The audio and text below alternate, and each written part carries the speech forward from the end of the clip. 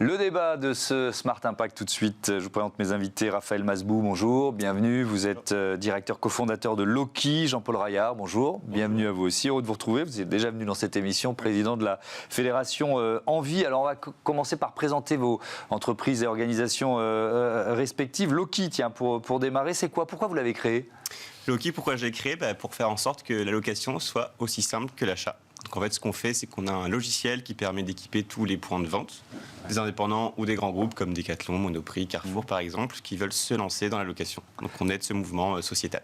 Location de tout type d'articles, c'est plutôt du sport, c'est varié, c'est quoi? On a commencé par le sport, notamment par le vélo, parce que j'aime bien le vélo. Ouais, c'est un bon début. Hein. C'est un bon début, il faut commencer par quelque part. Commencer par le sport, et justement là l'idée c'est d'aller beaucoup plus loin et d'aller sur toute la location loisirs, la location sportive, vélo, ski, sport nautique, bricolage, jardinage, événementiel. Ouais.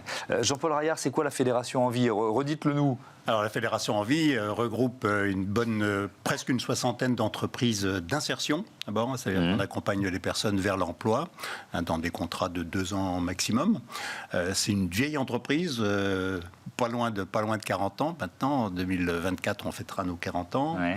Et spécialisée dans plusieurs domaines. Le premier domaine, donc naturellement, je l'ai dit, c'est insertion. Le deuxième, c'est tout ce qui est réparation, remise en état de produits sous forme de déchets, et notamment l'électroménager, vers des produits réutilisables, qu'on garantit 2 ans.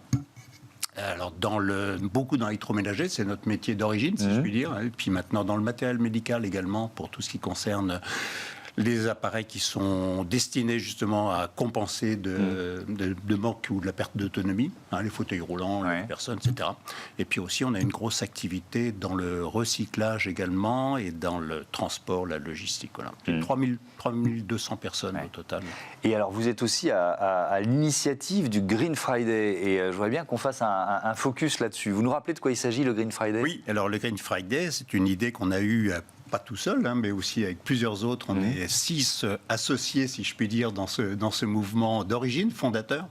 L'idée, justement, c'était on s'apercevait que le Black Friday commençait à focaliser très fortement en 2017, les projecteurs, au moment des achats de Noël ou avant, le Thanksgiving, etc., les modes importés, etc. Nous, on a toujours travaillé sur l'économie circulaire, l'antithèse du on achète, on consomme, on jette. C'est ça. Et le Black Friday nous semblait très représentatif aussi de ce mode sur lequel il fallait dépasser. Une sorte de frénésie de consommation. Une frénésie de consommation qui amène beaucoup d'effets, d'inconvénients et aussi beaucoup de tromperies souvent du consommateur. Et on va voir cette charte d'engagement que vous proposez aux entreprises avec le Green Friday. Raphaël Masbou, j'ai une double question. D'abord, ce que vous défendez, c'est l'usage plutôt que la possession. Est-ce que vous ressentez que quand même c'est un mouvement qui prend de l'ampleur parmi les consommateurs français, ça? Complètement. C'est l'économie de la fonctionnalité, ce qui vient très bien d'être expliqué. C'est dire aujourd'hui, je suis convaincu que les Français veulent consommer moins, mais veulent consommer mieux.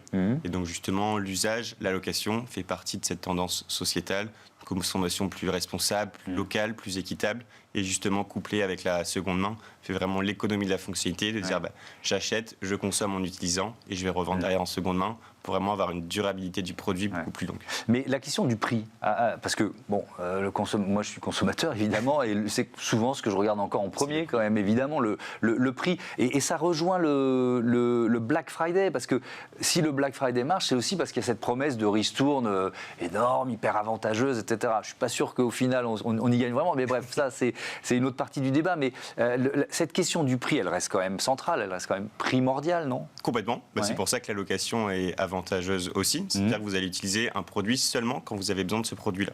Donc forcément, au lieu d'empiler des matériaux dans nos caves, dans nos appartements, là on va utiliser un produit seulement quand j'en ai besoin. Donc forcément, ça va être moins cher. Acheter une raclette 20 € ou l'utiliser juste une fois, payer 2 €, parce que je fais une raclette par an, forcément on est gagnant au niveau du porte-monnaie. Jean-Paul Raillard, sur cet aspect prix, et moi je parle presque de fausses économies avec le Black Friday, parce que souvent on se retrouve à acheter des produits dont on n'avait pas forcément besoin. Vous voyez ce que je veux dire? Alors on ne dit pas du tout qu'il y a de mauvaises affaires à faire au Black Friday. Ouais. On dit souvent qu'il y a tromperie quand même du consommateur, puisque notamment les prix de comparaison ne sont pas les bons. Ouais. Alors là, il y a une directive européenne et puis ensuite une loi donc aussi qui oblige maintenant donc aussi à avoir des prix de comparaison et à prouver que c'était bien le prix donc dans le mois qui précédait l'achat, etc. de référence. Hein.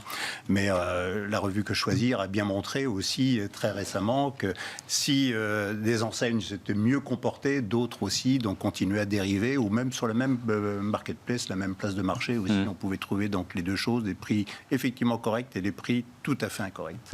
Voilà, donc il y a...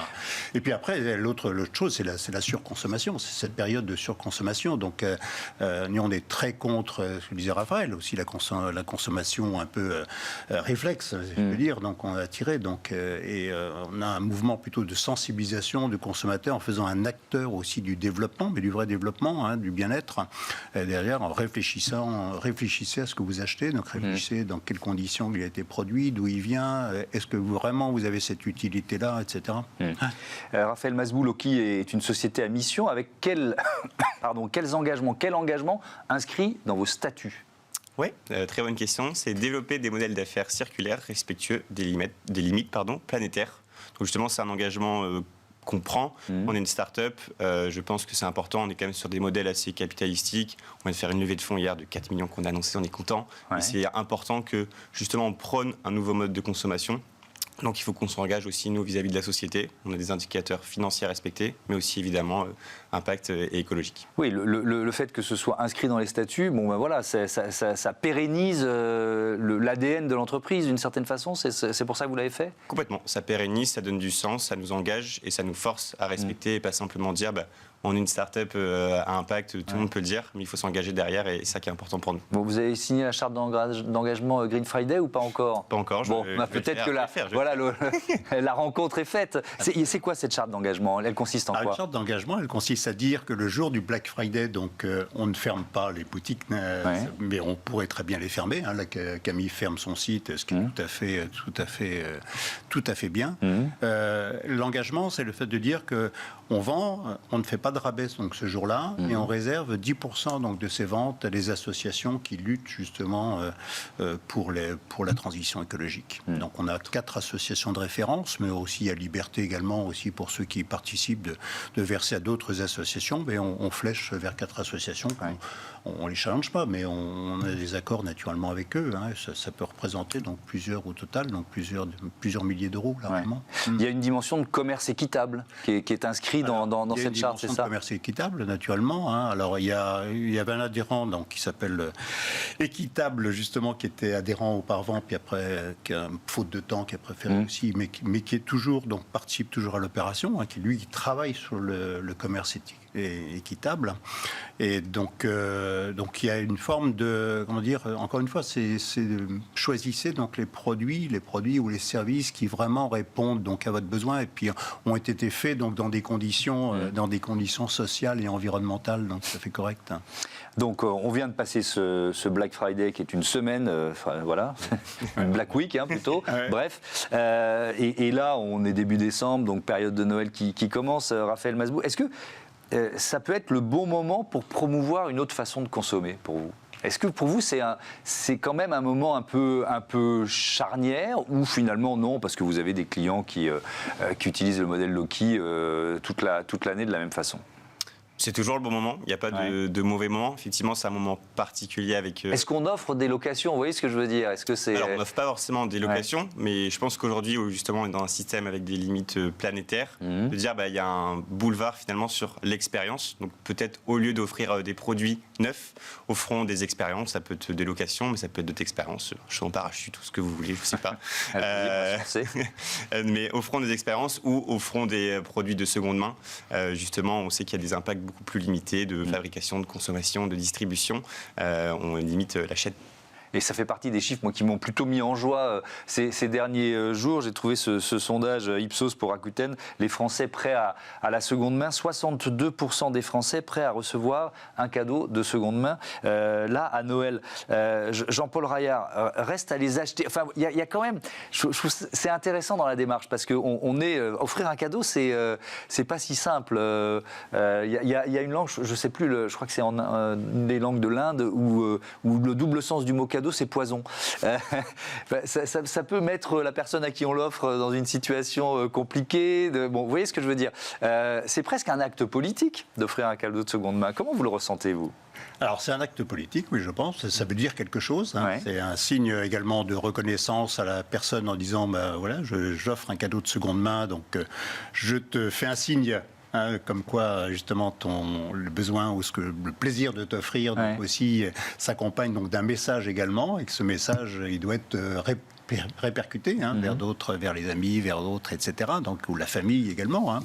Moi, je veux offrir des cadeaux de seconde main à mes enfants et à mes petits-enfants, donc également. Et je trouve que c'est un moment privilégié pour sensibiliser donc à cette occasion-là. Hein. Oui. Mais ça peut être une location aussi. Hein. Mais ça peut être l'inverse, c'est-à-dire qu'on peut offrir un cadeau neuf. Et voir dans l'œil de la personne qui le reçoit, non, j'aurais préféré de la seconde main. Ah peut-être. Il peut y avoir aussi Et à ce moment-là, on aura gagné. Donc vous nous l'avez dit, vous venez d'annoncer une levée de fonds, c'est ça ? C'est hier. De 4 millions d'euros. Avec un fonds impact, justement. Ouais. Alors c'est quoi quelle est la stratégie maintenant ? En général, il y a une phase de recrutement. Qu'est-ce que vous avez mis en avant dans la stratégie liée à cette levée de fonds ? C'est un petit peu ce que vous disiez au début. On vient du sport. Et c'est de dire, on parlait de réflexe. Justement, nous, les Loki, on aime bien dire qu'on veut devenir le réflexe location par rapport à l'achat. Et justement, de démocratiser la location sur tous les secteurs du loisir. Donc que ça soit le sport, le bricolage, jardinage, événementiel. Et évidemment, sortir le modèle de France pour prôner ce mode de consommation. D'accord. Et donc ça veut dire que vous lancez un plan de recrutement. Profitez-en parce que c'est pas toujours facile de trouver les talents. Donc allez-y. C'est vrai, on recrute, on double les effectifs. On est 20 aujourd'hui. On espère être 40 d'ici fin 2023. Avec quel profil ? Nous rejoindre. Partout, tech, commercial, support, absolument partout. On vous souhaite de ne pas faire partie des 95% des patrons français qui ont du mal à embaucher. Non, donc voilà, le message est passé, on aura au moins servi à ça. Merci à tous les deux évidemment d'avoir participé à cette émission et à bientôt sur Bismart. On passe tout de suite à Smart Ideas, notre rubrique Startup.